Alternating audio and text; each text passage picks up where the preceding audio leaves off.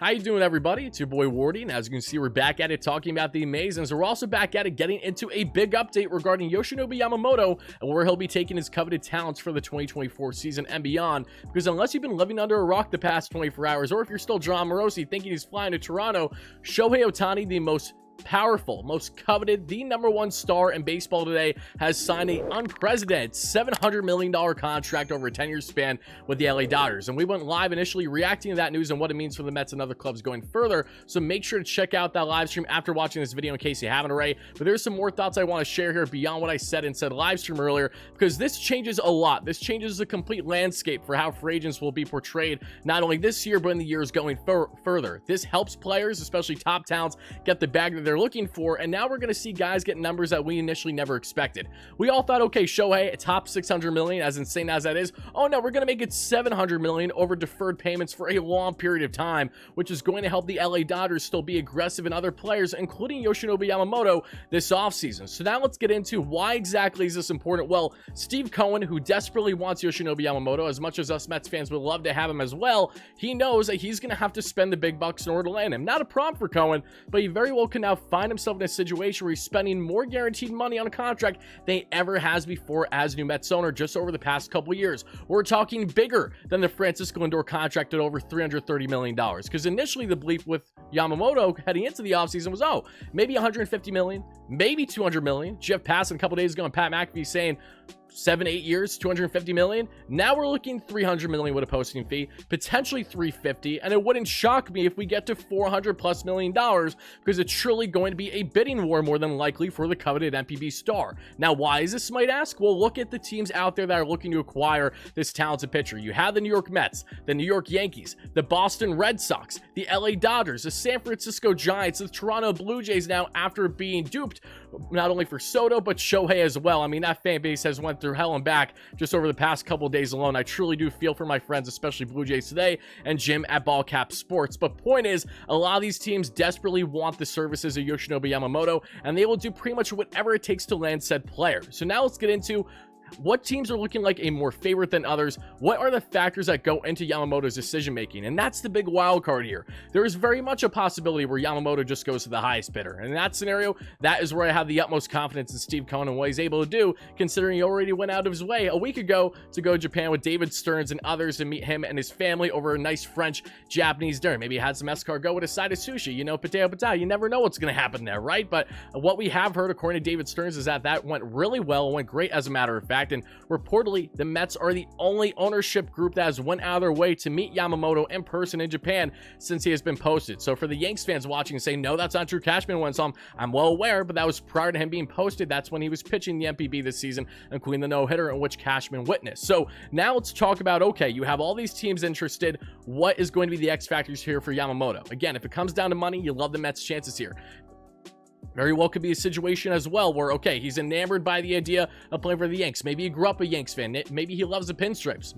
Maybe, just maybe, money won't be at all. And he loves seeing Juan Soto head there as well, knowing that they're all in at least for the 2024 season. And he could help headline that rotation along with Garrett Cole, knowing that the Yanks have had previous success with fellow Japanese pitchers, headlined, of course, by Masahiro Tanaka. And while Tanaka has not had the success which Kodai Senga did in his one and only year in Queens thus far, it is still something to make note of that they have a familiarity with Japanese pitchers and would be able to hopefully help transition things for Yamamoto smoothly. Okay, now let's get into what if it's about desperation and wanting to headline a rotation and really help propel a team for not only playoff contention, but to get on a run. This is where teams like the Toronto Blue Jays come into play. They're desperate to make a big move. They lost down Shohei Ohtani. They lost down Juan Soto. They are this year's version of the San Francisco Giants, but you can't count the Giants out either, because San Fran has a boatload of money to work with. They are too desperately looking to make a big splash, and he too could headline that rotation and help compete against Shohei Ohtani.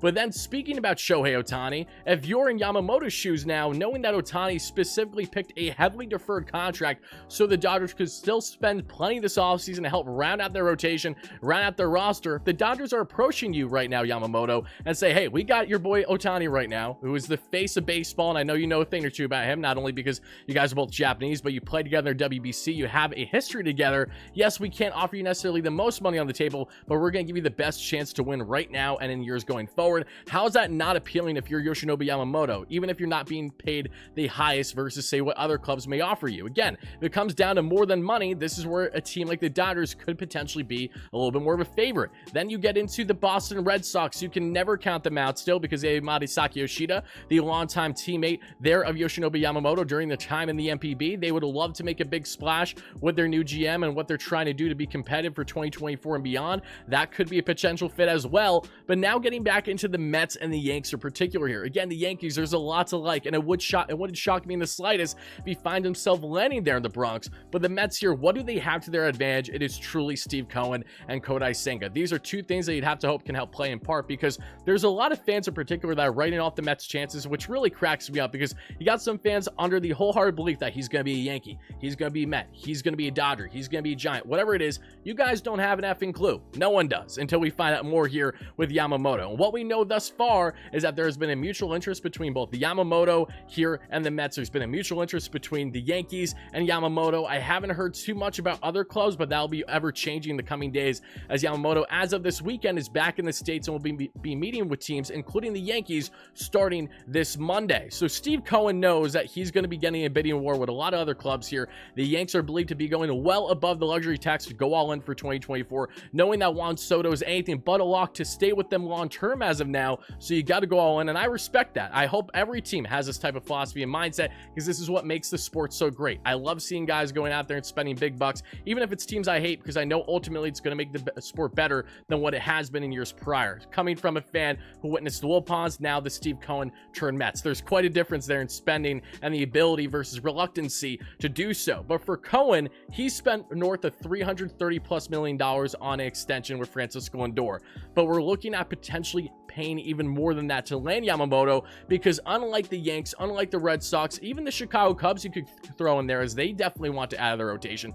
They were in on Ohtani. It wouldn't shock me if they get involved in this market too. There are some other clubs that have the prestige, the history that backs them, that could give them an advantage over Yamamoto, which is why things, if they do come down to dollars, Steve Cohen is going to be able to separate himself from the rest here. There's a reason why he's the richest owner in baseball. He's around a net worth of $20 million. The next closest owner around $6 billion. Something to certainly make note of. There is a gap there, and this is what helps the Mets' chances. Not only this, Kodai Senga, the immediate success that he had at the MLB level, how is that not appealing for Yoshinobu Yamamoto? If you want to talk about comfortability, fit, and being the highest paid out of all teams that are going to give you an offer, yeah, you love the idea of him coming in Queens and headlining this rotation. And that's another thing. We don't know for certain how Yamamoto feels, but if he say goes to the Bronx, he is going to be overshadowed by Garrett Cole as that truest in that rotation. Again, that might mean nothing to him, but that is something that plays in a factor. That is also something to make note of. Same thing can be said if he goes to the San Francisco Giants, if he goes to the Toronto Blue Jays. Pretty much if he goes to any team that isn't named the New York Yankees, he'll likely headline as their ace. That just wouldn't be the case in the Bronx there. It would be a two-headed monster, no denying that, but he would not be that front line, that number one starter, at least right now in his first season going forward with the Yankees. With the Mets, he would easily headline their rotation as their number one, with Kodai Senga right behind him as number two. And while the Mets have a lot of turmoil and they have a lot of things that aren't necessarily in their favor, having Kodai Senga, Jeremy after that immediate success, understanding what it means to have a six-man rotation and utilize it well to the point where Senga had Cy Young Award votes in his rookie season, is telling that this is something that can certainly help the Mets' chances here. But ultimately, it may come down to dollars, and this is where Steve Cohen has to show his worth here. We've seen it time and time again, and we know both short-term and long-term, Yamamoto checks off every box. Different than the Shohei Ohtani situation, where one, there was this long belief that Ohtani doesn't even want to play in a big market like New York, doesn't want to be in that type of spotlight, which is why the Mets didn't get past preliminary discussions for Ohtani, let alone him getting $700 million. Again, I love Ohtani, I wish him all the best, but I completely understand why the Mets ended up not going farther than what they did in those potential sweepstakes. Here with Yamamoto, it's a completely different situation. Would not compare the two whatsoever. The only impact Ohtani has on Yamamoto now is likely the dollars that's going to take to land Yamamoto are going to be higher, as he is the top fish available in there in the free agent market. Again, this guy's smiling, he's looking down. It's Yamamoto. There's a gap. Then there's Blake Snell. Then there's another gap. Then there's Jordan Montgomery, the Shota Imanagas, the Marcus Stromans. The list goes on from there. You know, he really is in a class of himself in this free agent market, not only for pitching, but as a whole. The second best player you could probably rightfully argue that's out there right now. Either it's going to be, if it's not Blake Snell, a Cody Bellinger, a Josh Hader. Like, that's about it. So this is Yoshinobu Yamamoto's world, and we're just living in it. And it's time for him to really hopefully step up now in the coming days, get further into these negotiations. The belief is that the Mets will be meeting again with Yamamoto here hopefully sometime over the next week, as the Yankees are among potentially some other clubs, before he ultimately makes his decision. But Mets fans, whoever you're a fan of, I want to know, how are you feeling about these sweepstakes? Because again, if we're factoring in just dollars, you love Steve Cohen's chances. If you're factoring in potential fit, oh yeah, on top of it all, being in Flushing, Queens certainly doesn't hurt when you're talking about the descent around you. You have to love the comfortability in that aspect as well here for the Mets in their pursuit of Yamamoto, and how they can sell him on only what they're trying to build for 2024, but for the years going further. We know how aggressive of an owner Steve Cohen is, and a lot of people are writing off this Mets team just because they have holes, when in reality, they're going to be competing for a playoff spot as soon as next season, and it wouldn't shock me in the slice if they are World Series contenders within the next couple of years, if not next year, because that, of course, is a huge question mark, huge uncertainty. The Mets are not currently on paper nearly in a position the way that the Yanks, the Dodgers, and some other clubs are, and I'm fully aware of that. I'm making note of that, which is why anything can happen with Yamamoto this offseason. But when it comes down to money, love that. When it comes down to potentially preference, it may very well be the Yanks. If it comes down to the idea of playing with Ohtani, then it may very well be the Dodgers. If it's the idea of headline of a rotation and rekindling that relationship with Masataka Yoshida potentially, then that potentially could be had there as well. And I actually could be wrong. Yoshida, if I'm not mistaken, was teammates with Yamamoto, but that could have been with Ohtani. If so, then I'm mistaken. I misspoke there, but I don't think I'm getting them confused. Let me know in the comments down below. Regardless, everybody, let me know your thoughts on these sweepstakes. How do you feel about Yamamoto? Would you be willing to go north of $400 million, which is what it may very well take to land the coveted MPB star, or do you think that's where things, and Steve Cohen in particular, should cut things off and say, hey, this really isn't worth it for a guy that has yet to pitch at the MLB level? Whatever your thoughts are, drop them down below, and as always, thank you all so much for watching. Stay tuned. We'll be back at it with a video and live stream at absolute minimum for this Sunday, heading into a big week of Mets coverage all off season long. And thank you again, as always, for watching, folks, and we'll talk to you again real soon. Let's go Mets, baby. Peace out.